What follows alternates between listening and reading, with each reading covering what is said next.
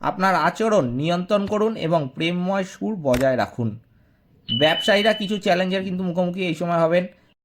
জয় মা কালী, জয় বাবা শনিদেব, জয় বাবা ভোলেনাথ। তো নমস্কার বন্ধুরা, আজকে আমরা আলোচনা করতে চলেছি কুম্ভ রাশির বা লগ্নের জাতক জাতিকাদের কেমন যাবে আগামী কয়েকটা দিন। কারণ ফেব্রুয়ারি প্রায় শেষের দিকে হতে চলেছে, তারপরেই শুরু হতে চলেছে মার্চ মাস। মার্চ মাসে কিন্তু অনেক পরিবর্তন হওয়ার কথা রয়েছে, বিশেষ করে কুম্ভ রাশির। কারণ কুম্ভ রাশির লগ্নের জাতক জাতিকাদের কিন্তু শনির সাড়ে সাতির শেষ পর্যায়ে চলছে। 2025 থেকে শুরু হয়েছে মার্চ মাস থেকে 2026 মার্চ মাস হতে চলল। তো সুতরাং 2026 মার্চ মাসটা কেমন যাবে সেটা কিন্তু খুবই গুরুত্বপূর্ণ হতে চলেছে কুম্ভ রাশি বা লগ্নের জাতক জাতিকাদের জন্য।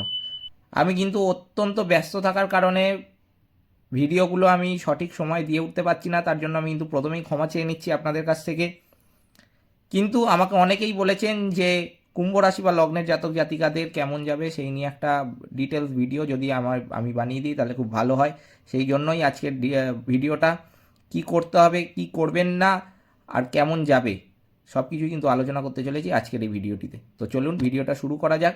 আর তবে শুরু করার আগে যেটা বলবো যে ভিডিওটিতে একটি লাইক, একটি শেয়ার এবং চ্যানেলটিকে সাবস্ক্রাইব করতে কিন্তু ভুলবেন না।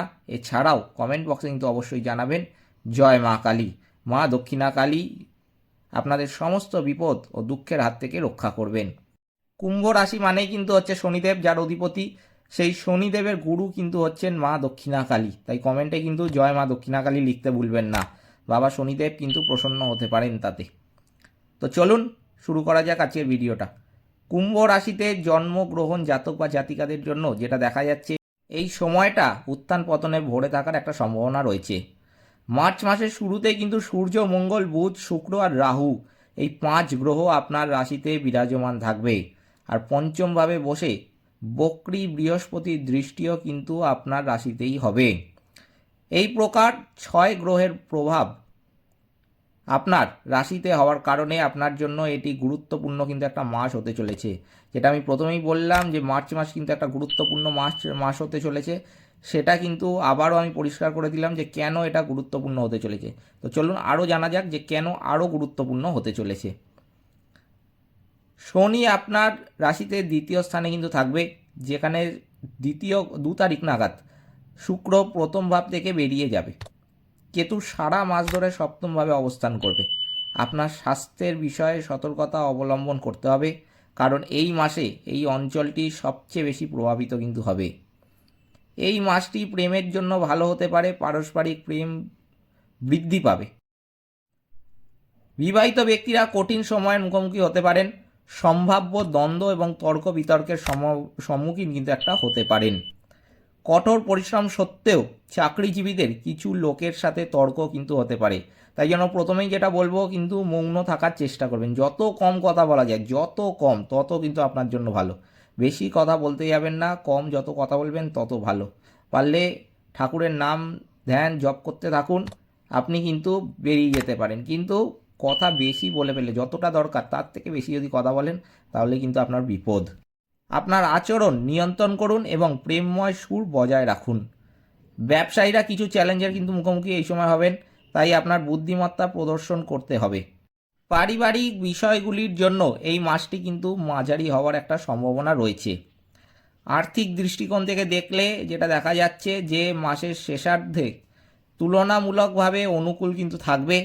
প্রথমার্ধে ছোটোখাটো সমস্যা দেখা দিতে পারে, তবে সুসংবাদ হলো আর্থিক লাভের একটা সুযোগ কিন্তু থাকবে। এটা কিন্তু কুম্ভ রাশি বা লগ্নের জাতক জাতিকাদের কিন্তু আমি গ্রহের বিচার অনুযায়ী বললাম। এরপর কার ভাগ্যে কী রকম রয়েছে সেটা কিন্তু সবথেকে বড় ব্যাপার।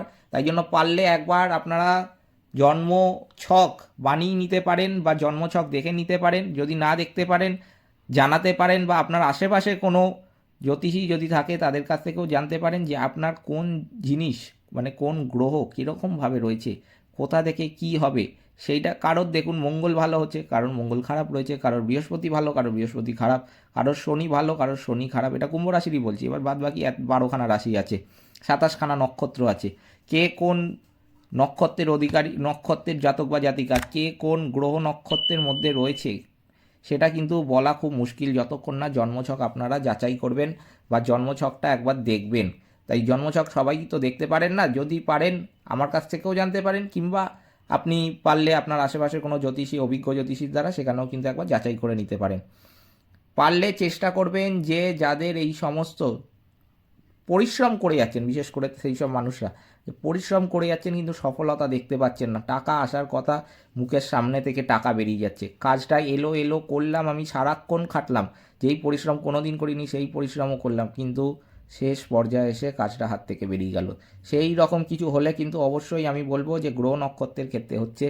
গ্রহ নক্ষত্র কিন্তু কোনোটা আপনার খারাপ অবস্থানে রয়েছে, কোনো মঙ্গল খারাপ, কারোর শনি খারাপ, কারোর রাহুর দশা, কারোর কেতুর দশা। সেই জন্য যদি কারোর কেতুর দশা দেখে থাকে তাকে আমি বলবো যে অবশ্যই বিড়ালকে খাওয়াবেন।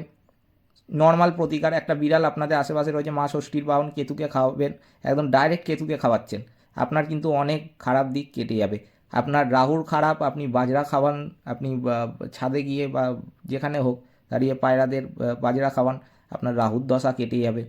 আপনি শনির দশা, আপনি কাককে খাওয়ান, কালো কুকুরকে খাওয়ান, কাল ভৈরবের যে বাহন তাদেরকে খাওয়ান, আপনার যতটা আপনার সামর্থ্য। আপনি ছোট একটা বিস্কুট কিনে খাওয়াতে পারেন, রোজ একটা বিস্কুট কিনে খাওয়ালেন কী যায় আসে আপনার, একটা ছোট্ট বিস্কুট যদি একটা কিনে খাওয়ান আশেপাশে আপনার রাস্তার কুকুরকে কিংবা আপনি কাককে যদি খাওয়ান, কোনো যায় আসে না, একটা ছোট খাওয়াতেই পারেন, কিন্তু এতে কিন্তু আপনার বহু বড় ভালো জিনিস আপনার জন্য অপেক্ষা করবে। আর যেই সমস্ত কুদৃষ্টি, শনির কুদৃষ্টি রয়েছে সেগুলো কিন্তু কেটে গিয়ে সেটা সুদৃষ্টি হয়ে যাবে। তখন কিন্তু একবার যদি শনিদেবের সুদৃষ্টি পড়ে আপনি কিন্তু মালামাল হয়ে যাবেন, আপনি অর্থ সামলাতে পারবেন না। তাই জন্য একবার পারলে কিন্তু অবশ্যই জন্মছক যাচাই করে নেবেন। আর যাদের সামর্থ্য রয়েছে একটা পাথরও পরে নিতে পারেন, বেশি দাম নয়, পাথর 40 টাকারও রয়েছে, 400 টাকারও রয়েছে, 4 লাখ টাকারও রয়েছে। পার্থক্য হলো যত ভালো দামি কিনবেন তত তাড়াতাড়ি কাজ করে, আর বাকি কিছুই না। বাকি 40 দিনের মধ্যে একটা পাথর সক্রিয় হয়ে যায়, কাজ করবে নর্মাল। আপনি যদি বাজেট কম থাকে, বাজেট কম অনুযায়ী আপনি দেখে সেরকম অনুযায়ী পড়তে পারেন, এমন কোনো বিষয় না। অনেকে আছেন, অনেককে শুনিয়ে এরকম ভয় দেখানো হয় যে 40,000 টাকারই পড়তে হবে। কেন 40,000 টাকার পড়তে হবে? আপনি চাইলে 400 টাকারও পড়তে পারেন, ওরকম ব্যাপার না। আপনার সেটা 10 দিন পরে কাজ করবে, ও সেটা 10 দিন আগে কাজ করবে, এই পার্থক্য, এরকম কিছু নেই। তাই অবশ্যই কিন্তু একবার জন্মছক মিলিয়ে নেবেন। কুম্ভ রাশি বা লগ্নের জাতক জাতিকাদের বলবো কিন্তু অবশ্যই শনিবারের দিন উড়দের ডালের খিচুড়ি দিব্যাঙ্গদের বিতরণ করা উচিত। আর বুধবারের দিন কন্যাদের চরণ ছুঁয়ে তাদের আশীর্বাদ নিন, এতে কিন্তু গ্রহদোষ অনেকটাই খণ্ডন হয়ে যাবে। এবার কার কী গ্রহদোষ আছে সেটা কিন্তু খুবই মারাত্মক একটা বিষয়। কারোর বৃহস্পতি খারাপ, কারোর বৃহস্পতি উচ্চস্থ, কারোর বৃহস্পতি নিচস্থ, কারোর মঙ্গল উচ্চস্থ, কারোর নিচস্থ, কারোর সূর্য রবি উচ্চস্থ, কারোর নিচস্থ, এরকম বিভিন্ন বিষয় রয়েছে। কার কোনটা খারাপ, কার কোনটা ভালো, সেই অনুযায়ী কিন্তু প্রতিকার করতে হয়। হুটহাট করে যা ইচ্ছা হলো মনে করলাম একটা পড়ে নিলাম ব্যাস, তাতে কিন্তু হবে না। উল্টে এমনও হতে পারে কিন্তু আপনার প্রাণহানিরও সম্ভাবনা থাকতে পারে। তাই জন্য ভেবে চিন্তে জন্মছক যাচাই করে নিয়ে তবে কিন্তু অবশ্যই একটা পাথর ধারণ করবেন অভিজ্ঞ জ্যোতিষীর দ্বারা। এই ছিল আজকের ভিডিওটিতে অবশ্যই কিন্তু একটি লাইক, একটি শেয়ার এবং চ্যানেলটিকে সাবস্ক্রাইব করতে ভুলবেন না। আর যদি কোনো আপনাদের প্রশ্ন থাকে অবশ্যই কমেন্ট বক্সে আমাকে জানাতে পারেন, আমি কিন্তু তার প্রশ্নের উত্তর যথাযথ সময় দিয়ে দেবো। একটু দেরি হতে পারে কিন্তু আমি উত্তর ঠিক দিয়ে দেবো। এই ছিল আজকের ভিডিওটিতে অবশ্যই কিন্তু একটি লাইক, একটি শেয়ার এবং চ্যানেলটিকে সাবস্ক্রাইব করতে ভুলবেন না। এছাড়াও কমেন্ট বক্সে কিন্তু অবশ্যই জানাবেন।